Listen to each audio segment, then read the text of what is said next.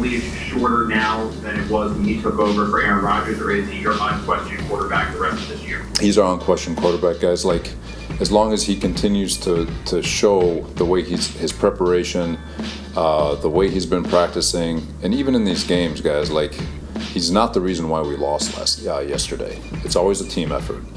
And as long as he continues to show improvement, and I know it's not, from a box score standpoint, it's not showing anything. It's not showing. He's going to be our quarterback. Do you guys plan on adding a quarterback this week? That one's a Joe question. Robert Saleh, coach of the Jets, yesterday talking about the quarterback situation.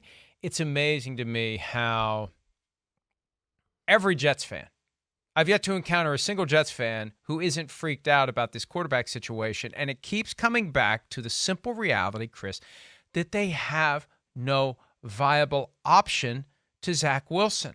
There's no one out there that they're going to sign as a free agent who's going to come in and boom, you make him the starter. Well, wait a minute. Whoever it is. And I've seen people say, well, we'll take Carson Wentz. Really? I'll take Carson Wentz 2017 also, but Carson Wentz 2017 doesn't work here anymore.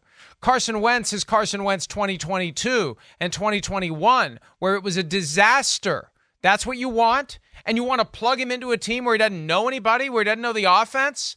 When? So when does Carson Wentz start playing? When does he supplant Zach Wilson?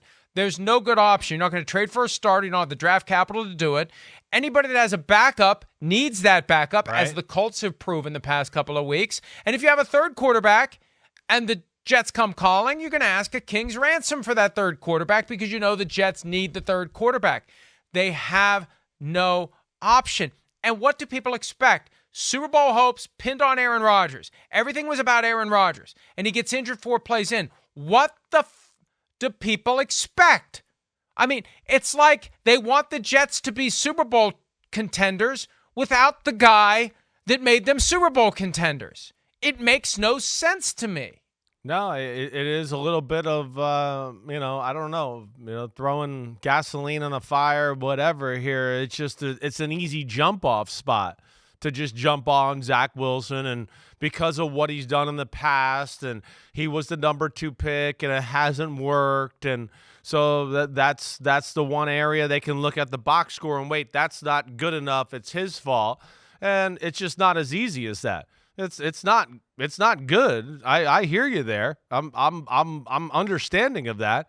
But like, again, where I go, you can't fix it. Well, I fix it. This is the problem when you go all in and make it all about one guy on one side of the ball, right? That guy gets hurt, and all of a sudden, whoa, wait, we're not the same team. We got to run a different offense. We got some of his friends here on the team that I don't know if they'd have the same position if it weren't for the fact that we signed Aaron Rodgers. There's a whole bunch of issues there. And then, oh, wait, that's right. They can't run the ball and they can't protect the quarterback, right? Oh, you want Matt Ryan. Matt Ryan looked like a skeleton last year playing against playing with the Colts. I mean, they benched him for Sam Ellinger and everybody. You think that's going to save the day coming in here? No, there's real issues on the offensive side of the ball. McCole Hardman is not seen, not the same, not even contributing.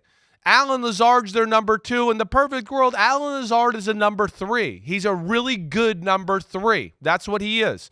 He's their number 2. Everybody's trying to stop Garrett Wilson. They know that's the guy. Let alone they're not overly creative on that side of the ball. That's where they needed Rodgers. Rodgers going to get the ball out. He was going to manage the offense a little bit. It wasn't going to look much prettier. I think that the Jets with Rodgers would have lost 15-13 over the weekend instead of 15-10.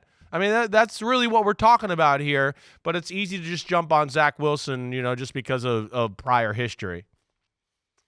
The offensive line's the issue, too. Yeah. And I don't know that Aaron Rodgers, if he had survived the first 4 snaps of the season, I don't know how much longer he would have survived behind that line. Right. Now, maybe he's still nimble enough that he would have made something happen, but we saw in that first drive against the Bills, he was under assault basically in each of the 4 snaps that he took.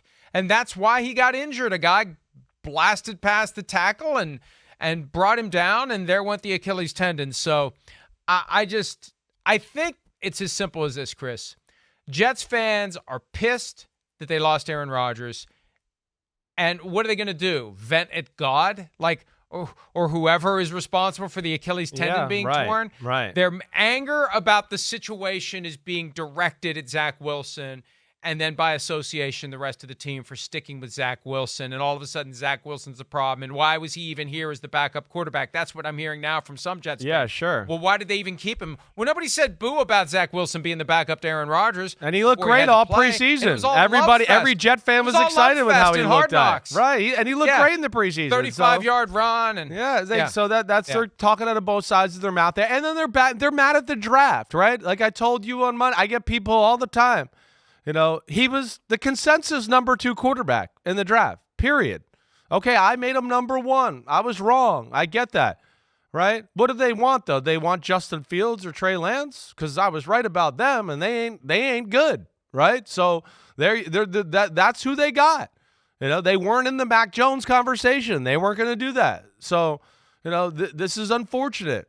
And then they've surrounded him with, you know, and some really shitty situations. And, of course, he hasn't helped himself either. So it's a disaster. And then you have everybody piling on, too. You know, now everybody's going to pile on about, oh, he went down with 4 people around him and took a sack. You mean like the rest of football does on every week basis? Like, what are you talking about? Everybody's losing their damn mind. Hold that thought, because the ultimate Jets fan, the quarterback that the franchise has been trying to replace for 50 years unsuccessfully, Joe Namath, sounding off about Zach Wilson, which will do nothing to calm down the pitchfork and torches crowd. Here's Namath from the Michael Kay Show yesterday going all in on Zach Wilson. You know what? No, I didn't take anything positive out of it yesterday. It was awful. Why? Why? Yeah. Were you watching? Is anyone watching? I mean, please. When did you ever see, well, it's Zach. We'll stay on Zach. You sit down? You sit down on the play? You go right down? What happens? I thought you're trying to win and make plays. You quit on a play? What is going on? It's disgusting. I just think for this fan, they need to make major changes from top to bottom. Change. Does that include the head coach? Yes. Now, look, I don't know if Joe Namath was just doing a bit there or if he really is clueless and hasn't been paying attention to the evolution of the game for the last 50 years. But they now coach the players in those situations, the quarterback specifically, to live to play another down and to get rid of the football, or if all else fails, take a seat. When Peyton Manning did it, we called him a genius.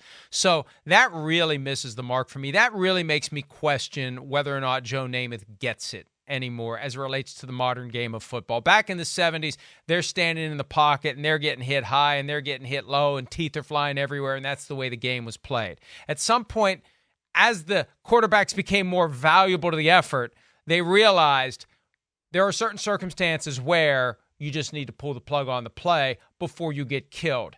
Take a seat.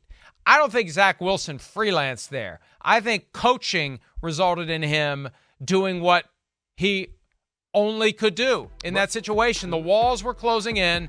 He took a seat, and we've seen others do it, and we never say boo about it. But because it's Zach Wilson, it's a capital offense. Yeah, that's right. You're saying it right. That's where it's bullshit by Joe to go there with this one. I can't lie. I got great respect for Joe Namath, but that's just kind of a piling on. Son of Phil Simms. It's going to be on the New York Post. Son of Simms says Namath full of shit. Well, it's like you said. It's piling on to a quarterback play that's very standard throughout the NFL, and nobody did it more than some of the greats like you're talking about. Brady, Manning, whatever. It's about survive for the next play.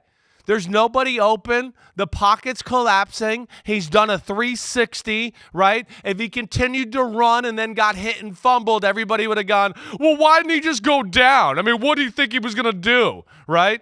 And that's where that's not fair what Joe Namath is saying on that. That's not. And so he's playing a game in which he's coached to do where they're saying, we're going to play through our defense. Don't make any big mistakes. Just, hey, when the pocket's collapsing, okay, just go down. Let's protect the ball. That's what he's being told right now. And that's where, you're right. And that's not where it's not fair to jump on him, just for that. That's for sure. Hi, it's Mike Florio. Thanks for watching PFT on YouTube. Hit subscribe for the latest news and analysis from Pro Football Talk.